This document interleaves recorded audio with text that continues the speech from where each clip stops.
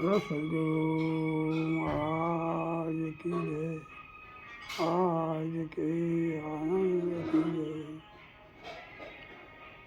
ये मन माया ने सही बनाया, आदन मध्य मन भावे, मूल डाल सब मन के मानो बीजोड़ा सवाए। मन आदि सृष्टि सब मन की मन तन रूप बनावे, तीन ब्रह्मांड सब मन का तीना मन माही बहा सब जाए। भूले ते देखाय नहीं देखाय से तेरो, अणोमय से विस्पति जग भोग। अस्थि भांति पीरे सिंधु के नाम रूप जंजाल, लिए ते आत्मा सर्व निज वहे तत्कला।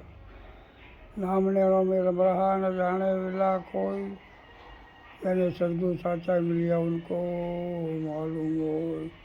सदगुरु भगवान की जय, आज के आनंद की जय। આજે આપણે એક ભજન બોલીશું અને એ વિશે સત્સંગ કરીશું.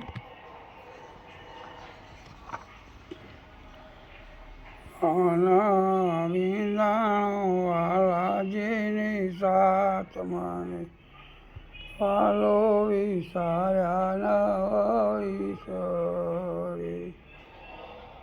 શું કહેવાય?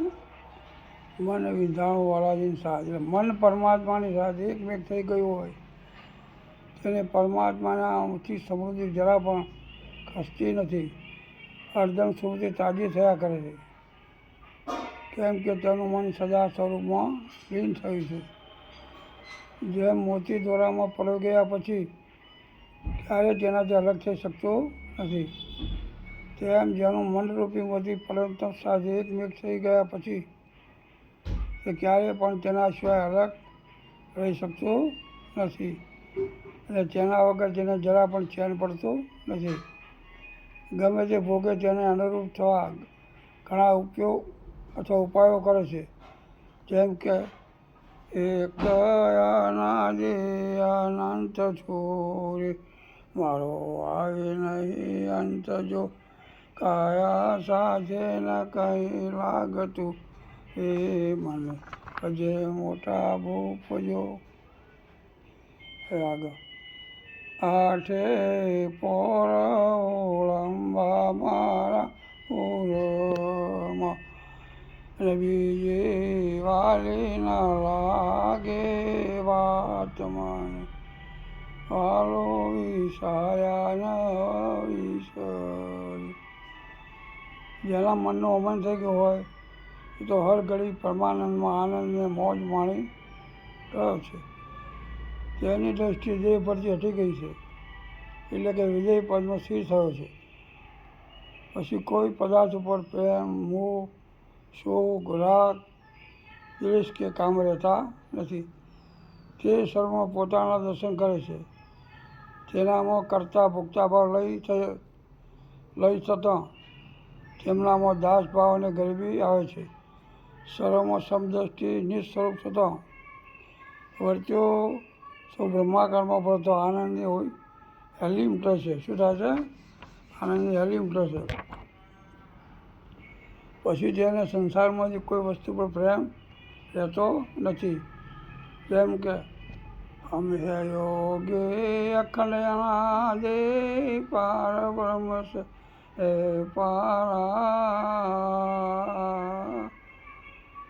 નામ રૂપ ગુણ નહીં અમારે, કબુ નજર મેં અવતારા. જેમાં રતના જાળ્યો હોય રંકને, તેમાં સત્ય થયું સાક્ષાત મને, વાલો ઈશાયા ન ઈશ્વર. જેમાં રતના જાળ્યું રંકને, તેમાં સત્ય થયું સાક્ષાત મને, વાલો ઈશાયા ન ઈશ્વર. જેમ ગરીબ માણસને ધનનો ખજાનો મળી ગયો હોય તો તેને શાની ભૂખ રહે. પછી તે સર્વ વાતે તૃપ્ત અને ધનવાન થતો તેને નિર્ભય અને ડીલર બની આનંદમાં રહી સર્વ ભોગો ભોગવે છે. જેનું મન પરમાત્મામાં લીન થઈ ગયું હોય તેને જ નિજ આનંદ પ્રાપ્ત થાય છે. ભૌતિક આનંદ વાસ્તવમાં મિથ્યા છે અને તે સાચો નથી. સાચો આનંદ પરમાનંદ છે. પણ જેને સ્વરૂપનો સાક્ષાત્કાર થયો છે તેને જ અનહદ આનંદ ઉર્માં વ્યાપી રહ્યો છે. તે જ નિજ સ્વરૂપનો આનંદ છે. તે સત્ય છે. જેમ સત્ય સબ જો હી રામ સબ ઘટ મેં બોલે સત્ય સબ જો હી રામ ઘટ મેં બોલે સત્ય સબ જો હી રામ. જેના કાજે દમે અતિ દેહને જેના કાજે દમે દેહને એ તો આવ્યું છે મારે હાથ એ તો આવ્યું છે મારે હાથ મને વાલો ઈશાયા ઈશ્વરે વાલો ઈશાયા ઈશ્વરે. શું કહે છે? જેના માટે હું આ દેહથી જપ તપ હોમ હવન યાત્રા વ્રત જેવી ક્રિયાઓ કરતો હતો, પણ આ પરમ તત્વને ઓળખાણ આવા સાધન કે ક્રિયાઓથી ન થઈ. પણ જ્યારે સદગુરુની કૃપા દયા અને કરુણા થતો અને મારામાં જાણવાની તીવ્ર જિજ્ઞાસા જાગતો, મેં જ્યારે સદગુરુના ચરણે સર્વ સમર્પિત કરતો સર્વ ખાલી કરતો, સદગુરુ પરમાત્માએ યુક્તિ મુક્તિ રચી અને પ્રગટ દીદાર સહિત દર્શન કરાયા. તેમનો ઉપકાર કોઈ કાળે ભૂલાય એમ નથી. તે તો દયાના સાગરને કરુણાની સાક્ષાત મૂર્તિ છે. જેમ કે ઉસીના જવાળે અર્થ નહીં સરે તો શોધી લો સદગુરુનો શરણ ભાઈ. તો ભાઈ વસ્તુ રે વસ્તુ એ મારો પાલમો. વારે વારે જવું ગુરુના વારણે વારે વારે જવું ગુરુ વારણે તેને નિરખાયું નૌતમના તેને નિરખાયું નૌતમ નામ મને વાલો ઈશાયા ચરે. આ સર્વદયા મારા સદગુરુની છે. તેથી તેમના પળે પળે જેટલા ગુણ ગાઓ તોય આવશે પાર આવે તેમ નથી, ઓછા પડે છે. કેમ કે અપાર અગમ સ્વરૂપની મને ગમ ન હતી. તે મારી બુદ્ધિમાં સ્થિર બેસાડી આ જ અવસરે સદગુરુ નિજ વચનથી ઘાયલ કરી નિજ સ્વરૂપ નક્કી કરાયું અને નિત્ય સર્વમાં રમણ કરી રહેલા નૌતમ નાથ એટલે કે સર્વનામો નિત્ય પ્રગટ રહેલા તેમના નિત્ય દર્શન કરી હું કૃતાર્થ થઉં છું. શું થઉં છું? નિત્ય દર્શન કરી કૃતાર્થ થઉં છું. જે સદગુરુની મારા ઉપર કરુણા ઉતરી છે. જેમ કે સૂતો રે જગાડી મુજને દેશરે દેખાડ્યો ને અલખ પુરુષ ઓળખાયો રે.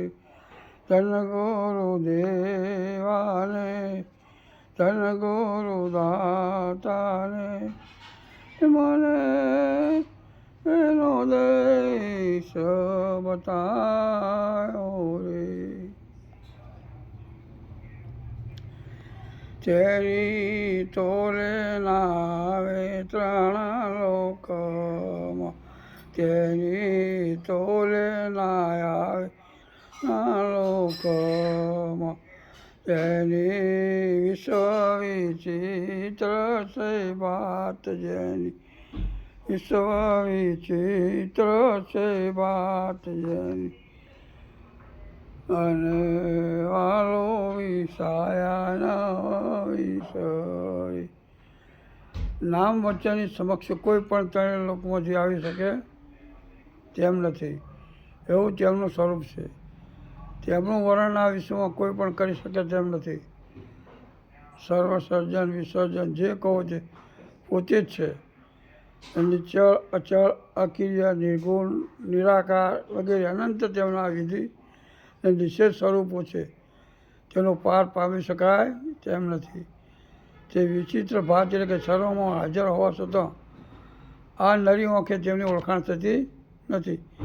તે વિચિત્ર એટલે કે આકાર કે ઘાટ વગર ને તેના ધર્મ મુજબ તેનું વર્તમાન સત્તાથી કરાવે છે.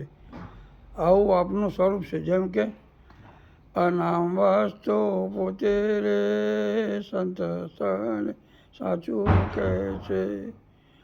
નામ રૂપ તે નારું રે તને સાચું કહે છે. મારા મનમાં તું તે મારે થયું. મારા મનમાં તું તે મારે થયું. સગપણ પૂર્વનું થયું.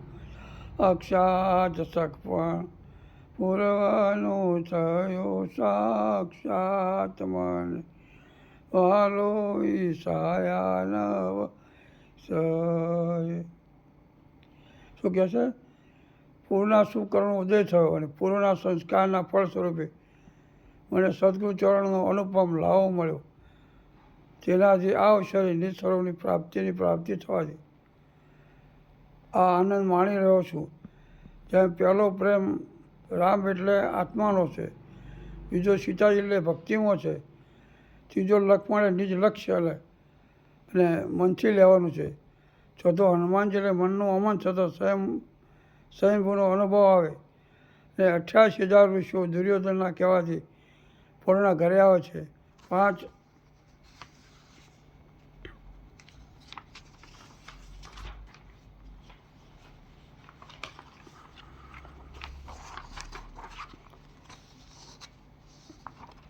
પાંડવ એટલે કે 5 તત્વોના દેહ, એમાં રહેલી એટલે કે મનમાં ઊભી થયેલી ચોટ, જગતની ઈચ્છાઓ, તેને જમાડનાર પાત્રમાં જે એક ચોખ્ખો ચોટેલ છે તે સ્વયં શું છે? આત્મા છે. તે જો પોતાના સ્વરૂપને જાણી લેતો 14 લોકમાં ઊભી થયેલી જગતની મમત્વ ને અહમની વિચારધારા તૂટતો સર્વતૃપ્ત થઈ જાય છે. શું થઈ જાય છે? સર્વતૃપ્ત થઈ જાય છે. જેમ આદમ તો અંતરનું રહે છે, ભજન કરો તો પેટે. દિલ દરિયામાં ડૂબકી મારો, શીત ફરો છો છેટે છેટે. એટલે અંતર્મુખ થવાનું છે ને પોતાના ભીતરનું ગોતવાનું છે. શું કરવાનું છે? પોતાના ભીતરમાં જે રહ્યું છે એને ગોતવાનું છે. બહાર ભટકવાથી કંઈ પણ હાથમાં આવે એવું નથી. કારણ કે સંસાર ક્ષણભંગુર છે. બહાર જે છે એ પ્રમાણ છે. અને જે પિંડમાં છે એ પિંડમાં તપાસ કરવાથી તો પિંડમાં સર પડ્યું છે એટલે પિંડમાં જ આ બધું જડે એવું છે. પણ સદગુરુનું વચનથી ચાલો તો આ સરસ સમજાય એવું છે. ધન્ય ધન્ય દયા રે ગુરુદેવની.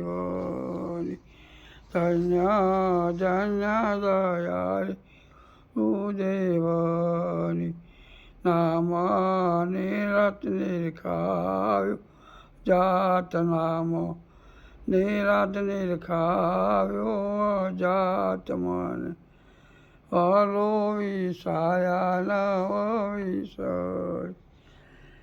નિરાત એટલે નિર્ભય, નિડર, અખંડ, તેજસ્વીતા અથવા પરમ શાંતિ અને શીતળતા કે જેના નિશ્ચય સ્વરૂપની ગણના થાય તેવી નથી. એવા સદગુરુચરણે સમર્પણ થઈ જતા તેમની દયા, કરુણા અને પ્રેમ પ્રગટતા આ જ ઘાટે દેદાર સહિત દર્શન કરાવ્યા. અને અજા એટલે કે તેમના નિજ સ્વરૂપનું એના નિજ સ્વરૂપમાં ઘાટ, વરણ, રૂપ, રંગ કે જાતિપાતિ નથી તેવું અનામ નક્કી કરાયું. જેમ કે એક ખેડૂત તેના દીકરાને ખેતરમાં રખેવાળી કરવા મોકલ્યો અને કહ્યું ખેતરનું ધ્યાન રાખજે, કોઈ આવે ભજવાન ના કરે. દીકરો કહે સારું. બાપજીને પોતે ખેતરમાં ગયો, આખો દિવસ ખેતરમાં રખેવાળી કરી, પછી ઘેર આવ્યો. તેના બાપાએ પૂછ્યું, ખેતરમાં કોઈ આવ્યું હતું?